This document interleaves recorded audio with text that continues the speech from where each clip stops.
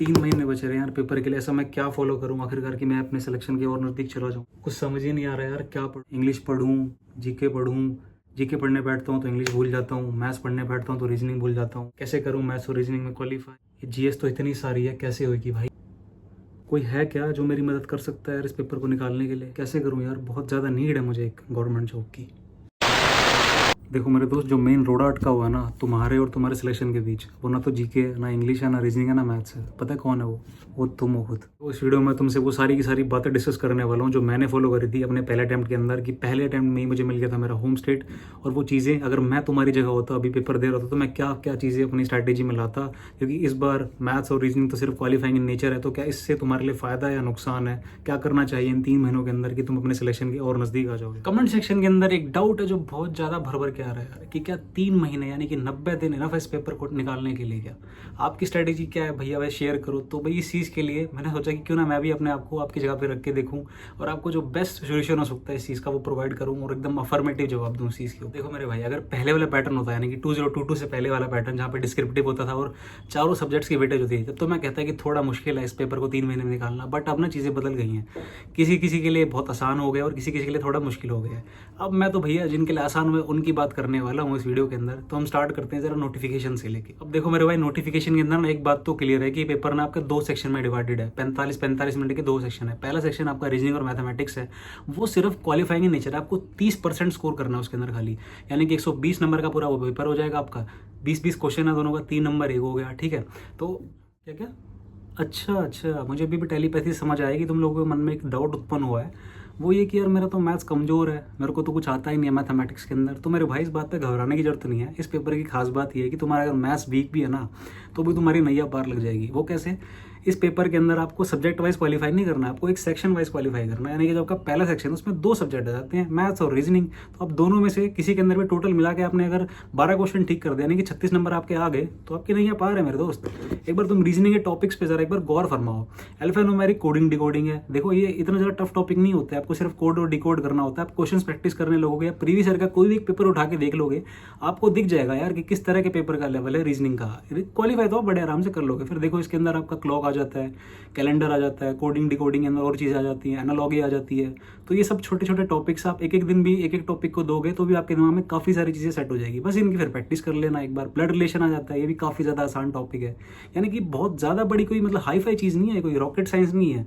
आप थोड़ा थोड़ा दोगे टाइम, बड़े आराम से आप रीजनिंग को क्वालिफाई करने लायक बना लोगे यार। छोटी छोटी पॉइंट्स में तो मैं बता देता हूँ। अल्फान्यूमेरिक की अगर हम बात करें तो ए से लेकर जेड तक है, 1 2 यानी कि 26 आपका हो जाता है। आपको ये कोड से याद कर लो आप, ए का 1, बी का 2 ऐसे करके, तो आप वहाँ पे और जल्दी क्वेश्चन सॉल्व कर पाओगे। याद नहीं करना है तो वहाँ जाके लिख लेना यार, जो कि मतलब कॉमन सेंस कहती है।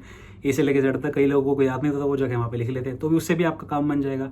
वाटर इमेज हो गया और पेपर कटिंग वाली चीज़ें हो गई। तो ये वाली चीज़ें तो मतलब इसमें आपको ज़्यादा हाथ पैर भी नहीं मारना है, बस अपना थोड़ा थोड़ा प्रैक्टिस करोगे तो आप बड़े आराम से कर पाओगे। तुम में से कुछ बंदे ऐसे होंगे जो बोलेंगे कि हमें तो मैथ्स करना चाह रहे सेक्शन उनको क्वालिफाई करने के लिए। तो देखो यार, तुम चाहो तो मैथ्स भी कर सकते हो, और मैथ्स के लिए भी काफ़ी भारी मात्रा में यूट्यूब पे कंटेंट अवेलेबल है। मगन प्रताप हो गया आपका, छगन यादव हो गया, ठीक है, ऐसे छगीने मैथ्स हो गया, ऐसे काफ़ी सारे चैनल्स अवेलेबल है। आप चाहो तो जिस मर्जी चैनल को आप फॉलो कर सकते हो। बट मैं तुम्हें कहूँगा कि तुम क्वालिटी के पीछे भागो, ऐसे ज़्यादा क्वांटिटी और हवाबाजी के पीछे जाने की जरूरत नहीं है। तुम्हें क्वालिटी कंटेंट मिलेगा। कॉम्पिटिशन प्रिपरेशन करके एक चैनल है और ये त्रिपाठी वहाँ पे वो पढ़ा है, तो वहाँ पे तुम टॉपिक वाइज देख सकते हो तुम। और मैथ्स के भी अगर तुम टॉपिक एक बार गौर फरमाओगे तो ये भी सारे के सारे करने की जरूरत नहीं है। तुम बोर्ड मार्क्स देख लो, थोड़ा सा प्रॉफिट लॉस देख लो, वो भी तुम अगर तुम थोड़ा थोड़ा भी देखोगे इस 2-3 महीने के अंदर, तो तुम बड़े आराम से मतलब क्वालिफाई कर जाओगे। तो दिक्कत वाली बात नहीं आएगी। वहाँ तुम टॉपिक डालना, वहाँ से पढ़ना, और इसके लिए भी तो मैं कहूँगा कि प्रीवियस ईयर जाके क्वेश्चन देख लेना, और तुम 20 में से एटलीस्ट मतलब 4-5 तो कर ही लोगे, फिर भी ना करते भी तो तुम क्वालिफाई कर लोगे सेक्शन 1 के अंदर। तुम्हें घबराने की जरूरत है। देखो मैं आपसे बात करूंगा इस पेपर की पूरी मेन जड़ के बारे में, जिसके बेस पे आपका सिलेक्शन होने वाला है, यानी कि आपका इंग्लिश और आपका जीके। देखो इसके लिए तुम्हें कुछ नहीं करना है। तुम्हारे पास इंग्लिश की कम से कम 4 से 5 किताबें होनी चाहिए। जीके के लिए तुम्हें सारी की सारी एनसीईआरटी रटी होनी चाहिए। तुम्हें हर एक चीज़ डीप में पता होनी चाहिए अगर तुम्हें जीके क्वालिफाई करनी, क्योंकि अपने आप में वो बहुत ज़्यादा है। तुम्हें सारे के सारे करंट अफेयर्स पता होने चाहिए जो पिछले 10 साल में आए हुए हैं। ऐसा तुम्हें कुछ नहीं करना है यार, तुम्हें बस मेरी बातों को फॉलो करना है। जो मैं तुम्हें बताऊंगा उस चीज़ को फॉलो करो, ठीक है। तुम बड़े आराम से सेल थ्रू कर जाओगे एग्जाम में। सबसे पहले हम लोग बात करेंगे आपके सेक्शन 1 इंग्लिश यानी कि अंग्रेजी के बारे में। देखो जो तुम्हारा एमटीएस का एग्जाम है ना, वो उसका मेजर फोकस बेसिकली कॉम्प्रिहेंशन के ऊपर है। तुम अगर मतलब कहीं से भी आए हो, XYZ जगह से आए हो, तुमने अभी भी तैयारी करना शुरू करी है, तो अभी भी देर नहीं हुई है। इंग्लिश को तुम कर सकते हो, ये ऐसा कुछ महान इतनी बड़ी बात नहीं है। तुम्हें बस उसके बेसिक चीज़ें पता होनी चाहिए। सबसे पहले तुमने स्टार्ट करनी है रीडिंग करने से। रीडिंग करने के अंदर तुम न्यूज़पेपर उठा सकते हो डेली, कोई भी जो तुम्हें अखबार पसंद पसंद हो, द हिंदू हो, times of India, Hindustan time, Indian express, XYZ कोई भी न्यूज़पेपर तुम्हें पसंद हो, डेली आदत डालो कम से कम 1 घंटा पढ़ने। उसके बाद तुम्हें साथ में आदत डालनी कोई भी किताब पढ़ने की। तुम्हें अगर द सीक्रेट पढ़नी तो वो पढ़ लो, मैग्नेट पढ़नी है तो वो पढ़ लो, विंग्स ऑफ फायर, ठीक है, ऐसे सेल्फ हेल्प बुक किताब पढ़नी हो तुम्हें कोई भी तो वो पढ़ लो, 5 AM क्लब, जो भी XYZ तुम्हें किताब पसंद हो वो पढ़ो।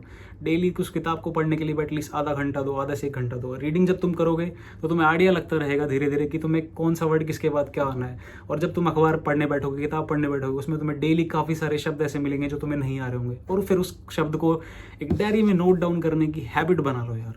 ये हैबिट तुम्हें आगे मतलब काफ़ी ज़्यादा लेके जाएगी। तुम्हें डेली की डेली तुम नए नए वर्ड्स ऐड ऑन करते रहोगे अपने वोकैब के अंदर, उसके एंटोनिम लिख लो, उसके सिनोनिम लिख लो। तुम साथ में ही अपनी वोकैब भी तैयार कर रहे हो और साथ में तुम्हारा कॉम्प्रीहेंशन वाला पार्ट भी तैयार हो रहा है। साथ में तुम क्लोज टेस्ट के लिए भी तैयार हो जाओगे यार, तुम्हें पता लग जाएगा किस शब्द के बाद क्या आने वाला है। इसके बाद हम बात करते हैं भैया एरर्स के लिए। देखो एरर्स के लिए मैं तुम्हें कहूँगा कि तुम नीतू सिंह वाली एक वॉल्यूम 1 वाली किताब आती है वो खरीदो। देखो 3 महीने के अंदर इस किताब को बार बार रिपीट करना तो मुश्किल है, मैं जानता हूँ, क्योंकि ये इम्प्रैक्टिकल चीज़ अगर मैं तुमसे करने के लिए कहूँगा तो, बट फिर भी तुम कोशिश करना जितना हो सके इस किताब को तुम खत्म करो। उसके अंदर तुम्हें एंटोनिम, सिनोनिम और इडियम फ्रेज सारी की सारी चीज़ें मिल जाएंगी उस किताब के अंदर। साथ ही साथ मैं तुमसे ये कहूँगा कि तुम रानी मैडम की एक यूट्यूब पे पढ़ाती है मैडम, उनका चैनल है, वहाँ पे 60 रूल्स हैं उनके, तो वो 60 रूल्स अगर तुम्हें एक बार भी अगर तुम ढंग से देख लोगे ना, गो थ्रू कर लोगे, तुम्हारी काफ़ी ज़्यादा हेल्प हो जाएगी। पर मैं तुम्हें कहूँगा तुम एक बार ना पढ़ के उसे कम से कम 2-3 बार पढ़ो। तुम अगर डेली के 2-3 रूल भी करोगे तो भी तुम आराम से 20 से लेकर 30 दिन के अंदर एक बार उस सिलेबस को खत्म कर दोगे जो इंग्लिश के रूल्स है मैडम जो पढ़ाए हैं। उसके बाद उनको पेपर पे नोट डाउन कर लो, ठीक है, सारे के सारे। उसके बाद उनको रिपीट करना शुरू करो और उस पर बेस्ड क्वेश्चंस प्रैक्टिस करो जो तुम्हें नीतू सिंह वाली वॉल्यूम 1 के अंदर मिल जाएंगे। तो तुम्हारी दोनों की दोनों चीज़ें अपने आप मतलब ऑलमोस्ट तुम्हारी तीनों की तीनों चीज़ें तैयार हो जाएंगी। इसमें कॉम्प्रीहेंशन, तुम्हारा वोकैब और तुम्हारे spot the error, idiom phrase, ये सारी की सारी चीज़ तुम्हारी इकट्ठे तैयार हो रही है यार। मतलब तुम इकट्ठे ग्रो कर रहे हो सारी की सारी पोर्शंस को, इंग्लिश को कवर अप करने के लिए। उसके बाद साथ में एक और चैनल है जो तुम फॉलो कर सकते हो यूट्यूब के, तरुण सर करके हैं, वो पढ़ाते हैं। इसके साथ साथ मैं तुम्हें कहूँगा जब भी तुम सुबह उठो तुम हैबिट बना लो सुबह सुबह न्यूज़पेपर पढ़ने से पहले एक अपनी किताब के अंदर वोकैब लिखने की, ऐसी कोई भी एक डायरी बना लो, उसमें वोकैब लिखो अपनी डेली की। तुम उसके लिए ब्लैक बुक से भी पढ़ सकते हो या तुम नीतू सिंह वाली वॉल्यूम से भी पढ़ सकते हो। अपनी जो तुम्हें वोकैब पसंद हो उसको लिखो, उसके इडियम फ्रेज लिखो या जो भी तुम्हें, या तुम डायरेक्ट किताब के अंदर भी मार्क कर सकते हो, तो तुम्हारी स्वयं इच्छा है, ठीक है। इसके अलावा कुछ चैनल्स भी है जो भाई मतलब किताब परचेज करने में मतलब अक्षम हो, वैसे तो मतलब फिर भी XYZ अगर कोई भी रीज़न की वजह से कोई भी बंदा अगर किताब ना परचेज कर पा रहा हो भाई, तो उसके लिए मैं कहूँगा कि देसी पढ़ाकू करके यूट्यूब पे एक चैनल है। देसी पढ़ाकू क्या करता है भैया, उसने पूरा ब्लैक बुक का ऐसे निचोड़ डाला हुआ है, मतलब पूरा एकदम कंक्लूजन सा डाला हुआ है, सार है पूरा। तुम अगर उसकी वीडियो जाके फॉलो कर लोगे, अब ये नहीं कि खाली वीडियो देखनी है तुमने, डायरी जो मैंने बताई है इसका बहुत ज़्यादा मतलब इंपॉर्टेंट रोल है इंग्लिश को सुधारने के लिए। इस डायरी में साथ के साथ तुम लिखते जाओ भैया, जो तुमने अगर कोई भी एक शब्द पढ़ा तो तुमने वो वीडियो के अंदर देखा, मान लो उसने बताए 2 शब्द, तो तुम भी अपनी तरफ से 2 और ऐड कर ऑन करने की कोशिश करो। वो तो बताया गया अपनी तरफ से, वो तो उसका काम है, पर तुम भी अपने कुछ एफर्ट लगाओ एक्स्ट्रा, अलग से उसको देखो, सर्च करो। तुमने मान लो 10 वर्ड लिखे, उसने एक शब्द का सिनोनिम बता दिया, तुम अपनी तरफ से 2-2 और देखो, उनको लिखो, साथ में उसके एंटोनिम भी लिख लो। देखो इससे तुम्हारी काफ़ी ज़्यादा हेल्प होती रहेगी धीरे धीरे धीरे। ये एक स्लो प्रोसेस है, ऐसा नहीं कि एक दिन में मतलब बहुत सारी चीज़ें, क्योंकि शब्द बहुत सारे हैं, इडियम फ्रेज बहुत सारे हैं, मतलब डेली के डेली नए नए और भी तैयार हो रहे हैं। तो ठीक है, ये ट्रू फैक्ट है, बट फिर भी मतलब हमारा काम है ना, हमारा कर्तव्य है तैयारी करना। और ये एक स्लो और ग्रेजुअल प्रोसेस होता है, स्लो एंड स्टडी होता है। ऐसा नहीं कि एक दिन में तुम बहुत ज़्यादा महारथी बन जाओगे, एकदम से तुम्हें सारी की सारी चीज़ें क्लियर हो जाएगी कि भाई मैं तो हिंदी मीडियम से आ रहा हूँ, मुझे तो आती नहीं है यार इंग्लिश। ये सब बहाने अपने तक रखो, क्योंकि मतलब बाद में कोई भी ये सब सुनने नहीं वाला है भैया तुम्हारे कि ऐसे ऐसे था मेरे साथ, ये सब नहीं। जो मैं चीज़ बता रहा हूँ इसको फॉलो करो, रीडिंग वाली हैबिट डालो और ऐसे वोकैब वाली हैबिट डालो लिखने की, ठीक है। इसके अलावा रानी मैडम के और हैं तो मैं बता दिया मैंने, और तरुण सर करके हैं वो भी बढ़िया पढ़ाते हैं, तुम उनको भी फॉलो कर सकते हो। 60 रूल्स रानी मैडम से पढ़ लो। उसके अलावा तुम्हें अगर एक्टिव पैसिव और भी कोई छोटी छोटी बेसिक चीज़ें क्लियर करनी हो तो तरुण सर से पढ़ लो। वो कैब के लिए तुम लोग देसी पढ़ाकू को फॉलो कर लो, ऐसे तुम्हारी इंग्लिश एकदम कंठस्थ हो जाएगी, मतलब काफ़ी हद तक तुम इंप्रूव कर पाओगे। अब देखो इंग्लिश में तुमने वो कैब लिख ली है ना, तुम रीडिंग भी कर रहे हो, तुम रूल्स भी पढ़ रहे हो। अब इस चीज़ों को तुमने इंप्लीमेंट कैसे करना है अपनी डेली लाइफ के अंदर कि तुम्हें बिल्कुल एकदम स्मूथ हो जाए प्रोसेस। देखो स्टार्टिंग में थोड़ी तकलीफ होगी, बट एट द एंड वो थोड़ी धीरे धीरे करके स्मूथ हो जाएगा। तुमने वो कैब पढ़ी, 10 से 20 वर्ड लिखे तुमने डेली के, उसमें ईडियम इंक्लूड कर लिया, एंटोनिम सिनोनिम सारा का सारा कर लिया।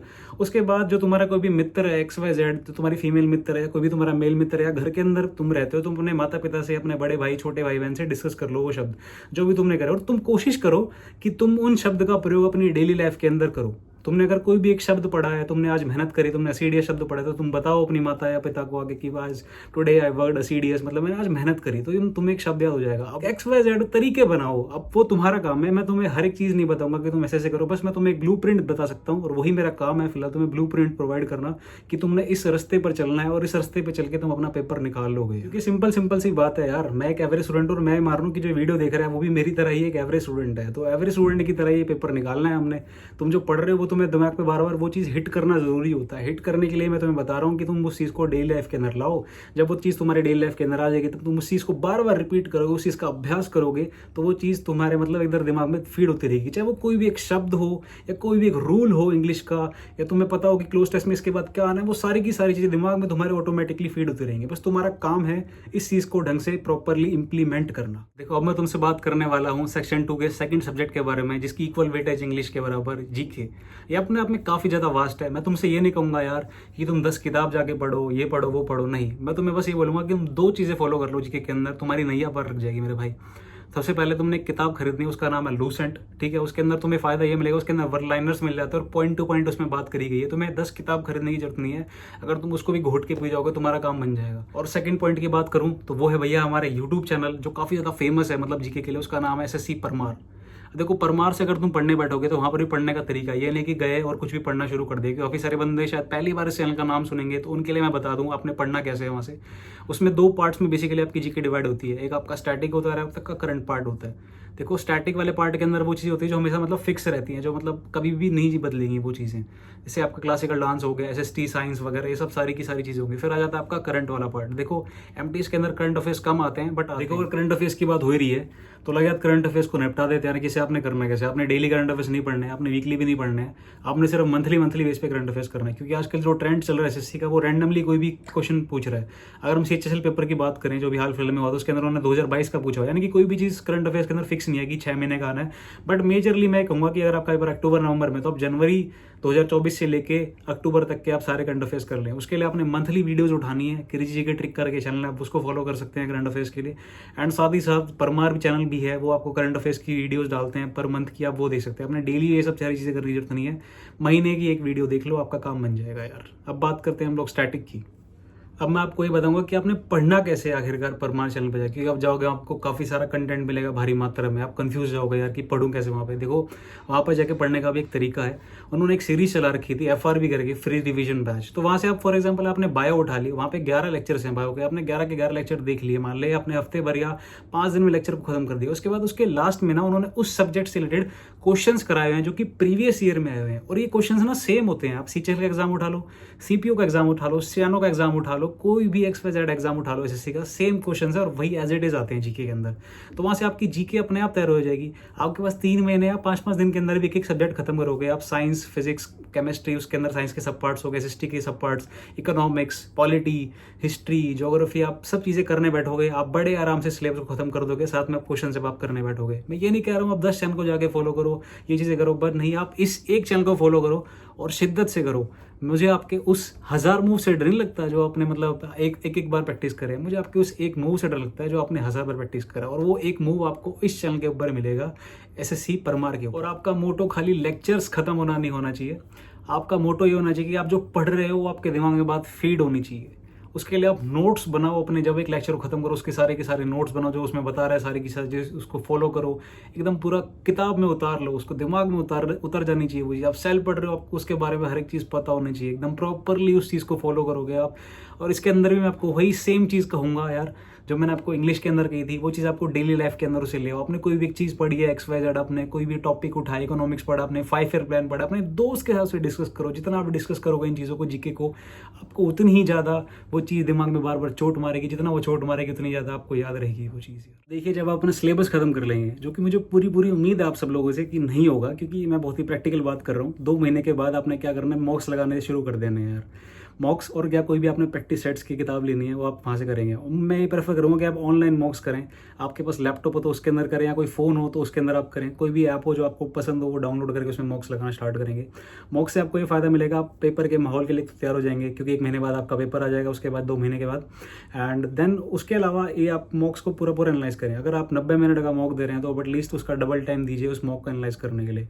मॉक को आपने कैसे एनालाइज करना है देखिए, तो जो आपका रीजनिंग और मैथमेटिक्स के अंदर आप देखोगे कोई अगर सवाल गलती से गलत हो रहा है तो आप उसको देखो, यार ये चीज़ें ना गलत हो। अगर आपको आते हुए गलत हो रही है तो कुछ लगे आपको ऐसा टॉपिक है जो आप 2 महीने के अंदर कवर अप नहीं कर पाए थे, तो कोशिश करो उसे आप कर लो। आपको लग रहा है कि आसान है, आप कर सकते हैं इसे, तो उसे एक बार खत्म कर लो। अब बात कर लेते हैं आपके मेन पार्ट इंग्लिश और जीएस के बारे में। देखो तुमने 2 महीने तैयारी करी इंग्लिश की, तुम्हें फिर भी एक ऐसा शब्द मिल गया जो कि तुम्हें मिलना है, जो तुमने पहली बार देखा होगा पेपर के अंदर। तो वहाँ तुम क्या करोगे, उस क्वेश्चन को तो लिखोगे जो एंटोनिम सिनोनिम वाला कोई भी क्वेश्चन दे रखा है XYZ। उसके अलावा तुम उन 4 ऑप्शंस को भी लिखोगे। उन 4 ऑप्शंस के भी तुम्हें एंटोनिम सिनोनिम पता होना चाहिए, क्योंकि मोस्टली क्या होता है कि जो ऑप्शंस होता है ना, अगली बार सवाल जो होता है उन्हीं में से ही निकल के आ जाता है। इसलिए तुम जी इंग्लिश पे भी इस तरीके से अपना छोटी छोटी चीज़ों पे ध्यान करोगे। तुम्हारा कोई एरर है जो तुम स्पॉट नहीं कर पाए थे, तुम भूल गए, तुमने पढ़ा हुआ है, तुम उस चीज़ को रिवाइज कर लोगे जाके। तो इसलिए क्या रहेगा, तुम इसे एक्टिव रिवीजन करते रहोगे, मतलब पैसिव नहीं है तो पढ़ रहे हो खाली बार बार नहीं। तुम उस चीज़ को प्रैक्टिकली इंप्लीमेंट करोगे तो तुम्हारे दिमाग पे ज़्यादा असर डालेगी वो चीज़। वैसे ही भैया बात कर लेते हैं जीके के अंदर। यार जीके के अंदर भी यही से मेरे को काफ़ी सारी चीज़ें पढ़ने के बावजूद भी बता रहा हूँ नहीं मिलेगी, क्योंकि ये बहुत ही प्रैक्टिकल चीज़ है। सारी की सारी जीके तुम कभी खत्म नहीं कर पाओगे। कोई भी स्मार्ट से स्मार्ट बंदा होगा ना, वो भी खत्म नहीं कर पाएगा। तो इसके लिए यही इलाज है, तुम क्वेश्चन करने बैठोगे, तुम्हें कोई भी नई चीज़ दिख रही है वहाँ पे उसको नोट डाउन कर लो, उसके ऑप्शंस को देखो, और साथ के साथ उसको पूरा का पूरा एनालाइज करो कि ये सवाल जो था क्या मैंने पढ़ा नहीं था, अगर पढ़ा था क्या मैं इसे भूल गया था। जब तक सारी की सारी चीज़ें नहीं करोगे ना प्रॉपरली फॉलो, तुम्हारा पेपर नहीं निकलेगा यार। तो इन चीज़ों को दिमाग में बैठा लो बढ़िया से। मॉक की प्रैक्टिस करने से तुम्हारे को भाई तुम ढल जाओगे माहौल के अंदर। साथ ही साथ तुम्हारे दिमाग के लिए क्वेश्चंस आएंगे नए नए, तुम्हारे को तरीका पता लगेगा ये सवाल करने का।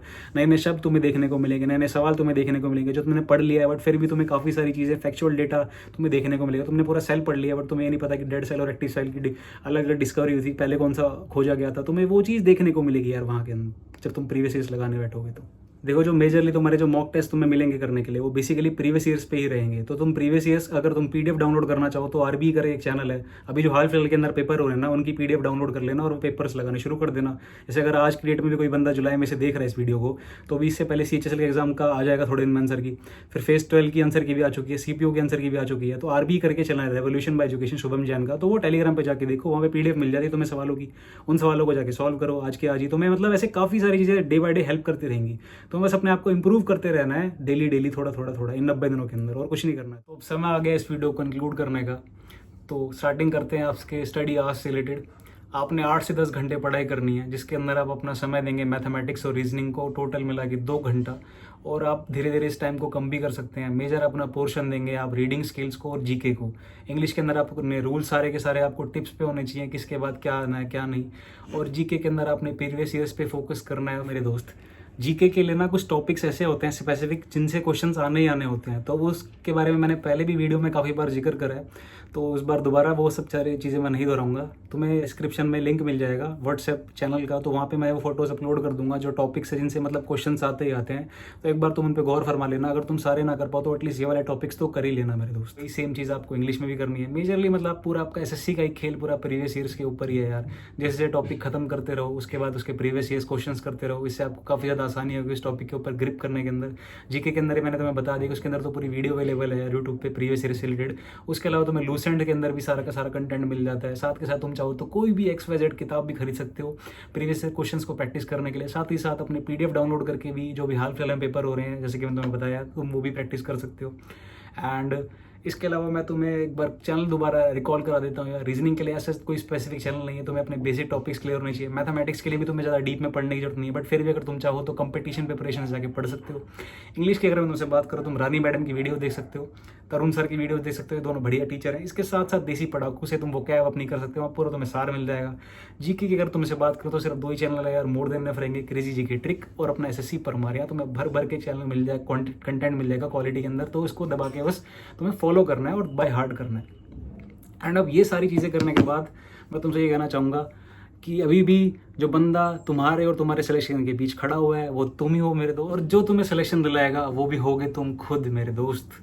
एंड पढ़ाई के लिए ऐसा कुछ नहीं कहूँगा कि तुम दिन में पढ़ो रात में पढ़ो, तुम्हें जैसे सूटेबल लगे तुम वैसे पढ़ो यार, क्योंकि अब समय कम है तो तुम्हें थोड़ी मेहनत अधिक करनी पड़ेगी। इसलिए मैंने बोला कि 8 से 10 घंटे पढ़ो। तुम ये वीडियो देखने के बाद भी मैं जानता हूँ कि तुम ये नहीं पढ़ोगे, बट फिर भी मेरा काम है तुम्हें कहना कि तुम पढ़ाई करो यार।